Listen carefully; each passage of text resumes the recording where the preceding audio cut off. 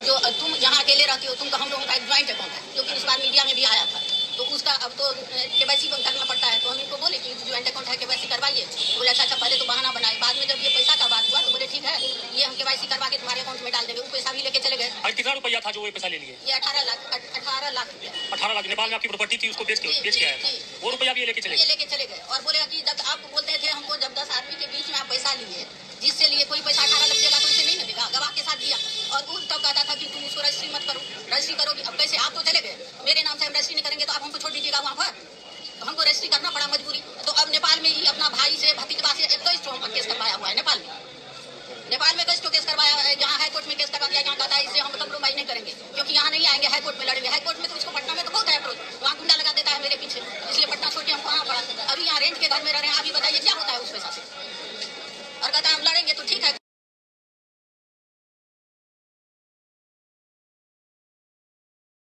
थोड़े बिकेगा, बिक जाएगा तो कोई बात नहीं, लड़ेंगे तब तक, जब तक जाने तब तक लड़ेंगे। पैसा से अप्रोच से होगा तो ठीक है। अभी तक तुम जीते ना, जीता ना। और कहता है पत्रकार सबको कंप्रोमाइज कर लेती हो। हम 25 पत्रकार को कंप्रोमाइज किए हैं। अभी हम किसी को तो हमको नहीं किए। कोई किसी को न्यूज पता चला तो न्यूज के लिए आए, कहता है सब पत्रकार तुम्हारा साथ क्यों देता है, तुम सबके साथ क्या देती हो, क्या करती हो? अब इसका क्या जवाब दें उसको हम? Hi friend, welcome to daily blog Ubharta Bharat channel. मैं हूं आपकी होस्ट रूबी ठाकुर। दोस्तों, आप मेरे चैनल पर नए हैं तो मेरे चैनल को लाइक कीजिए, सब्सक्राइब कीजिए, बेल आइकॉन दबाइए, जिससे कि इंटरेस्टिंग टॉपिक पर मैं वीडियो बनाऊं और वो वीडियो आप तक पहुंचे। हमारे वीडियो का और मेरे चैनल का ग्रो में आपके सपोर्ट का जरूरत है, इसीलिए आप लाइक सब्सक्राइब जरूर करें अगर चैनल पर आए या आए हैं तो नहीं किए हैं तो।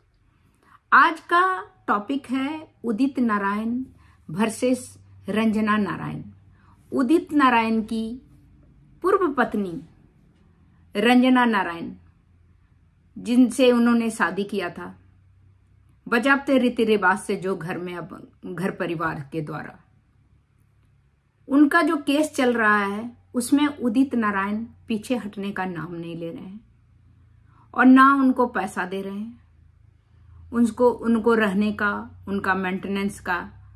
तो उनका अभी क्या केस का क्या चल रहा है वो मैं आपको डिटेल बताती हूँ। पहले भी मैंने बनाया था, लेकिन मेरा एक ही एम है कि रंजना नारायण को इंसाफ मिले। ना उनके बच्चे हैं, न उनको कोई देखने वाला है, उम्र का भी ये अवस्था है, इसीलिए मैं ये वीडियो बना रही हूँ। पहले भी आपने देखा होगा, लेकिन मैं चाहती हूँ कि हमारे वीडियो को आप ज्यादा से ज्यादा शेयर कीजिए, जिससे कि उदित नारायण के ऊपर प्रेशर पड़े और रंजना नारायण को इंसाफ मिले, क्योंकि इस उम्र के इस डगर पे वो जो है नहीं काम कर सकती हैं, ना उनको देखने ना कोई ऐसा अथॉरिटी है जो इस पर वो हक जता सकती हैं कि वो उनको देखे। ये सिर्फ उदित नारायण ही कर सकता है। ना उदित नारायण से उनका डाइवोर्स भी नहीं हुआ है।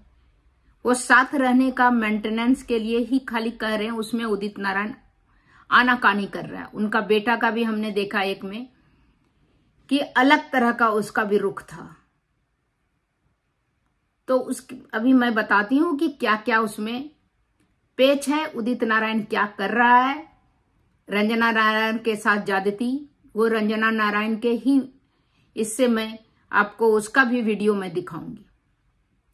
तो दोस्तों, उदित नारायण की पत्नी रंजना नारायण जो है, सुपौल कोर्ट जो है बिहार का, सहरसा जिला में सुपौल कोर्ट है, वहां मेंटेनेंस केस जो उन्होंने डाला। उदित नारायण उनका जमीन अपने पास रख लिए हैं। उदित नारायण ने इतना ही नहीं किया कि रंजना नारायण को छोड़ा, इसके साथ साथ ही रंजना नारायण के लिए जो उनके गुजारा भत्ता के लिए जमीन था वो भी बेच के उसने अपने पास पैसा रख लिया। गायक उदित नारायण अभी सुपौल कोर्ट में पेश हुए। पहली पत्नी रंजना झा द्वारा दाखिल किए गए मेंटेनेंस केस से जुड़ा था। रंजना झा ने दावा किया कि उदित नारायण न केवल अपने अधिकारों का हनन किया है, बल्कि नेपाल स्थित उनकी जमीन 18 लाख में बेच के वो पैसा भी अपने पास रख लिया। अब ये विवाद तो बढ़ता हुआ इसलिए नजर आ रहा है क्योंकि रंजना नारायण को उदित नारायण सब तरह से असहाय कर गए हैं। रंजना नारायण का कहना है कि उन्होंने 1980 में उदित नारायण से शादी की। हालांकि उदित नारायण ने बाद में रंजना को अपनी पत्नी मानने से इनकार कर दिया था, जिससे यह विवाद बढ़ गया था। रंजना ने उदित को अपने मेंटेनेंस की मांग करते हुए कोर्ट में रंजना ने उदित पर अपने मेंटेनेंस का मांग करते हुए कोर्ट में मामला दर्ज किया। उदित नारायण का जब देखा उनके इधर जो है कोई मतलब नहीं है, कोई लेना देना नहीं है, तब हार पार के रंजना नारायण ने कोर्ट में मेंटेनेंस का मामला दर्ज किया। उदित नारायण इस मामले में वह पहली व्यक्तिगत उपस्थिति थी। इससे पहले कई सुनवाई में वो गैर हाजिर रहे। बड़े बड़े हैसियत के रखते हैं, उनको इन गरीब को जिनका उन्होंने शादी जैसा पवित्र जो है संस्था का उन्होंने अपमान किया है और अपने रसूख का गलत इस्तेमाल करके रंजना नारायण को कहीं का नहीं छोड़ा है। लास्ट में उनको कोर्ट का शरण लेना पड़ा रंजना नारायण को, और उसमें भी कोर्ट में भी अनुपस्थित थे, इस बार उपस्थित हुए। उदित नारायण ने अदालत से किया अनुरोध। कोर्ट में आज रंजना झा उदित नारायण को सामने रखकर दोनों पक्ष को काउंसलिंग किया, जिसके बाद सुनवाई के दौरान उदित नारायण ने कोर्ट से अनुरोध किया कि भविष्य में वो वीडियो कॉन्फ्रेंसिंग के माध्यम से उपस्थित होना चाहते हैं। हालांकि कोर्ट की पेशी के बाद उदित नारायण कैमरे से बचते नजर आए। अपने अधिकारों के लिए लड़ रही हूं, कोर्ट के बाहर रंजना झा ने कहा। उदित नारायण न केवल मुझे अनदेखा किया है, बल्कि नेपाल स्थित जो उनके ससुराल का जो उनका हक बनता है उनको भी उसने 18 लाख में अपने बेच के अपने पास पैसे रख लिए। रंजना नारायण ने बोला KYC का फॉर्म करना है, क्योंकि ज्वाइंट अकाउंट था उदित नारायण रंजना नारायण का। उन्होंने क्या किया, बोला क्या ये सारा प्रूफ बन जाता ना, इसलिए वो जो गायक है वो भोले रूप में जो चेहरा दिखता है वो है नहीं, अंदर से पूरा ही आप सोचिए दरिंदा है। जो एक मासूम महिला जिसकी जिंदगी को उसने कितना साल बर्बाद कर दिया, कहीं का नहीं छोड़ा, ने उसके बच्चे हैं ने उसके कोई देखने वाला है, तो लास्ट में वो कोर्ट का शरण ली। यहां तक कि वो जमीन भी बेच के वो 18 लाख रुपया अपने पास रख लिए। KYC फॉर्म कर गए, बोल बाल के उसको, हाउस वाइफ थी, झिलफिला के उसको रख लिया। मैं सिर्फ अपने अधिकारों के लिए लड़ रही हूं, रंजना नारायण ने कहा। कोर्ट इस मामले में अगली सुनवाई की तारीख भी कर दी है। अब यह देखना है कि वीडियो कॉन्फ्रेंसिंग से उदित नारायण उपस्थित रंजना नारायण पर क्या आरोप देते हैं या कुछ करते हैं कि नहीं। तो और इसके बारे में मैं आपको कुछ बताती हूं।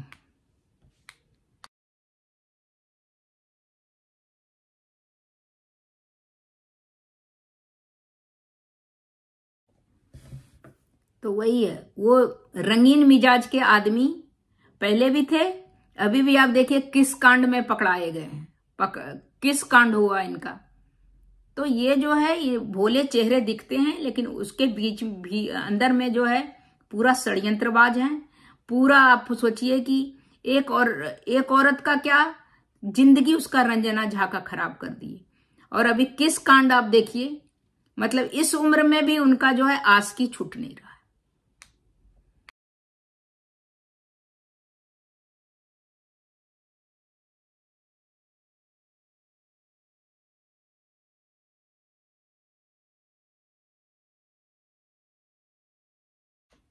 इस तरह बॉलीवुड का फेमस प्रसिद्ध गायक उदित नारायण और उनकी पत्नी रंजना झा के बीच कानूनी विवाद जारी है। रंजना झा ने 2022 से सुपौल पारिवारिक न्यायालय में दाम्पत्य जीवन पुनर्स्थापना और भरण पोषण के मामला दायर किया।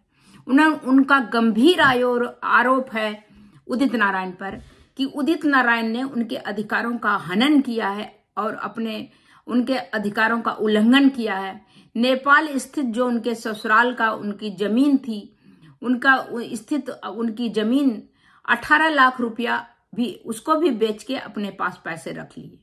21 फरवरी 2025 को उदित नारायण सुपौल कोर्ट में पेश हुए, जो इस मामले में उनकी पहली व्यक्तिगत उपस्थिति थी। इससे पहले उनकी अनुपस्थिति के कारण कोर्ट ने इस पर सिर्फ 10 रुपया का खाली देखा देखी हो रहा है। कोर्ट भी इस पर न्यायालय 10 रुपया किसी भिखारी के लिए भी नहीं है आज के डेट में काफी। उदित नारायण जो हैसियत रखता है उसके लिए 10 रुपया कुछ नहीं है। जुर्माना लगाया। सुनवाई के दौरान उदित नारायण ने अदालत से अनुरोध किया कि भविष्य में उनकी जो भी पेशी हो वो वीडियो कॉन्फ्रेंस से हो के माध्यम से होना चाहिए। रंजना झा का कहना है कि उन्होंने 1980 में उदित नारायण से विवाह किया था।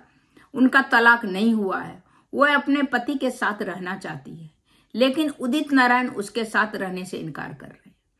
रंजना नारायण का कहना है कि अगर वो बॉम्बे में उदित नारायण रहता है तो कहीं भी, और उदित नारायण के पास इतना पैसा तो है कि वो वहां अलग फ्लैट में लेके रंजना नारायण को रख सकता है, क्योंकि रंजना नारायण का उदित नारायण के अलावा एक भी देखभाल करने वाला नहीं है। इस अवस्था में 60 साल की रंजना नारायण है, उसको देखने के लिए अभी उदित नारायण के साथ तलाक नहीं हुआ है। इसलिए उदित नारायण की जिम्मेवारी बनती है कि रंजना नारायण को देखने का, और उदित नारायण के पास जो भी पैसे हैं वो भी या तो देखें या तो रंजना नारायण को इतना पैसे दें, इतना मेंटेनेंस दें। कोर्ट को कड़ी से कड़ी कार्रवाई नहीं तो उदित नारायण पे करना चाहिए। इतना पैसा दे कि रंजना नारायण जो है एक हाउस वाइफ है, कुछ वो अर्न नहीं कर सकती है, इस उम्र के ढलान पर और कुछ नहीं कर सकती है, तो उसको इतना पैसा उदित नारायण का दे जिससे कि वो उदित नारायण दे रंजना नारायण को, जिससे कि वो अपना घर बॉम्बे में तो वो उसको और डिप्रेशन में ले आएगा। वो उसका बेटा आदित्य नारायण, उसकी पत्नी और अपने उदित नारायण मत कहते हैं खुद का खोटा सिक्का हो तो दूसरे से क्या गिला। जब हस्बैंड ही ऐसा नालायक निकल गया तो दूसरे से क्या गिला। तो इसीलिए बेटर है कि उसको पैसा, कोर्ट को मेंटेनेंस, साथ रहने, दाम्पत्य जीवन पुनः स्थापना तो नहीं हो सकता है एक पत्नी के रहते हुए। दूसरी पत्नी के रहते हुए दूसरी पत्नी का भी होल्ड इतना है कि उससे जवान बच्चा है, बेटा का भी शादी हो गया, बेटे के भी बच्चे हैं। अब तो ये रंजना नारायण को भूल जाना चाहिए कि दाम्पत्य जीवन पुनः स्थापना हो सकता है। पॉसिबल नहीं है, इम्पॉसिबल है। अब अगर कानून व्यवस्था इंडिया में है तो कोर्ट को ये मुंह देखा देखी बड़े आदमी का इन्फ्लुएंस में वो उसको दबाना बात को, वो उसके बजाय रंजना नारायण को सुप्रीम कोर्ट तक जाना चाहिए अपने मामले को लेके। और इस मामले को इतना, दोस्तों आप लोग देख के इतना शेयर कीजिए कि उदित नारायण बाध्य हो जाए रंजना नारायण को उसका जो है देखभाल करने के लिए, भरण पोषण के लिए जो मामला ये दायर किए हैं, वो जो है दायर किया था उसमें देने के लिए उसको जो है बाध्य हो जाए उनका भरण पोषण का, और उनको उस लायक सभी कुछ देने का व्यवस्था। वो अगर पटना में रहना चाहते हैं तो पटना में घर खरीद ले, उनको पैसा उसका बैंक बैलेंस में, ऊपर से वो जो 18 लाख जो ठगी किया है, छल किया है, धोखा दिया है, जमीन बेच के ले गया, उस पर भी केस बनना चाहिए उदित नारायण पर। एक तो अबला, सहारा, बेसहारा, एक ही पति का रास्ता, कोई उसने शादी नहीं किया, उसी का आशा देख के उसको झूठ बोल के उसको उस समय तक बनाए रखा। कभी उस जाता था कुछ मीठा मीठा, और हाउस वाइफ है बेचारी, किसी मामले में उसका बात का भरोसा कर लेती है, उसके अलावा उसको दुनिया में है कौन। तो वो उससे इतना धोखा मिला। तो शादी नाम का संस्था से जैसे आज तो टूट रहा है उसका विश्वास सबका, पहले ये रंजना नारायण का केस से बहुत आदमी का जो है शादी का, बहुत फैमिली, बहुत लड़की का शादी, लड़के का शादी जैसा संस्था से विश्वास उठ जाएगा। इसीलिए उदित नारायण को सजा होना चाहिए, और सजा से बचने के लिए, अगर वो सजा से बचना चाहते हैं तो पूरा रंजना नारायण को मेंटेनेंस दें, जितना जिस हैसियत में उदित नारायण है उस हैसियत से अपनी पत्नी को रखने का मेंटेनेंस दें और उनका देखभाल करें, पैसा दें। देखभाल नहीं भी करें तो पैसा मेंटेनेंस दें, जिससे कि वो अपना कहीं भी किसी से देखभाल करवा सकती है, अपना डॉक्टर के पास जा सकती है इलाज के लिए। अभी तो मेडिकल का भी जरूरत है, वो उम्र ढल रहा है उनका, हॉस्पिटल का भी जरूरत है, मेंटेनेंस, बॉडी मेंटेनेंस, उनका जो हेल्थ मेंटेनेंस का जरूरत है। उन सब को लेके कोर्ट को पूरा जो है बिना देखा देखी करते हुए, बिना बड़ा आदमी छोटा आदमी का ये करके इन्फ्लुएंस, और हमेशा कोर्ट के में जज को निष्पक्ष होके करना चाहिए। ये नहीं कि ये बड़ा गायक है, प्रसिद्ध गायक है, तो और उसकी बीवी अगर अबला नारी है तो उसको और जो है 10 रुपया का हम जुर्माना करें, ये बिल्कुल गलत है। इसीलिए दोस्तों मेरा वीडियो जितना आप देखें उसको फैलाएं, जिससे कि ज्यादा से ज्यादा आदमी तक पहुंचे और उदित नारायण को बाध्य होना पड़े अपनी पत्नी रंजना नारायण को मेंटेनेंस देने के लिए, और मेंटेनेंस भी उतना दे जिस लायक है वो उसकी वाइफ जैसे रह सकती है, जैसे उनकी दूसरी वाइफ रहती है। उस तरह का जीवन यापन अगर नहीं करे तो थोड़ा बहुत कम करे, लेकिन अपना जिंदगी अच्छी तरह से चला सके जब तक वो जिंदगी रहे उनकी, क्योंकि वो अभी बेसहारा है, कोई सहारा नहीं है पति के अलावा। पति इतना नालायक है कि आप सोचिए वो कोर्ट केस लड़ने के लिए है, और वो कॉन्फ्रेंस में वीडियो कॉन्फ्रेंसिंग से, इसीलिए कि बगल में उनकी पत्नी रहेगी, बेटा रहेगा और भी रहेगा, तो वो जो है ज्यादा से ज्यादा केस को प्रभावित कर सकता है। इसीलिए दोस्तों पब्लिक प्लेटफॉर्म ऐसा है जो कि बड़े बड़े को हिला देता है। इसलिए आप मेरे चैनल को लाइक सब्सक्राइब तो करें ही, साथ में इतना शेयर करें कि उदित नारायण बाध्य हो जाए अपनी पत्नी के साथ जो गलत करा व्यवहार, जो उसके साथ अन्याय किया है, जो अन्याय कर रहा है कंटिन्यू, उसके लिए वो बाध्य हो जाए। और जज भी ये 10 रुपया जुर्माना के बजाय 10 जिस लायक है वो उतना उसको पनिश भी करे, प्लस उसका मेंटेनेंस भी दे, उसने जो उसकी जिंदगी को तबाह किया। नहीं तो शादी कोई करना नहीं चाहेगा। शादी का संस्था का जो है वो विश्वास उठ जाएगा अगर इसको सजा नहीं मिला और ये अगर मेंटेनेंस नहीं दिया तो। नहीं तो उसके आप सोचिए, जज साहब हो या कोई भी नॉर्मल पब्लिक हो, उसके बच्चे नहीं हुए हैं, वो उसके मीठे मीठे बातों में, उदित नारायण के मीठे मीठे बातों में वो ऐसे ही रही, अभी तक उसी के आशा में बैठी रही। आप सोचिए उसकी लाइफ का क्या होगा। वो तो कल के डेट में अगर बीमार रहेगी, पैरालाइज रहेगी, तो घर में कोई देखने वाला नहीं है, कहाँ रहेगी, रोड पे सड़क पे रहेगी क्या। इसलिए दोस्तों आप लोग भी मेरे वीडियो को इतना फैलाइए कि उसके कान में जो है आवाज जाए और उसके साथ अन्याय नहीं हो, और नहीं अन्याय होगा तो सबको इस भलाई का पुण्य मिलेगा। तो तब तक दोस्तों इतना ही, फिर मिलती हूं अगले कुछ न्यू इंटरेस्टिंग टॉपिक के साथ। मासूम भोले चेहरे के पीछे कितना बड़ा षड्यंत्र है वो तो देखने को उदित नारायण को देखने के बाद मिलता है। तब तक इतना ही दोस्तों, फिर मिलती हूं अगले कुछ न्यू इंटरेस्टिंग टॉपिक के साथ। तब तक के लिए इतना ही, नमस्कार।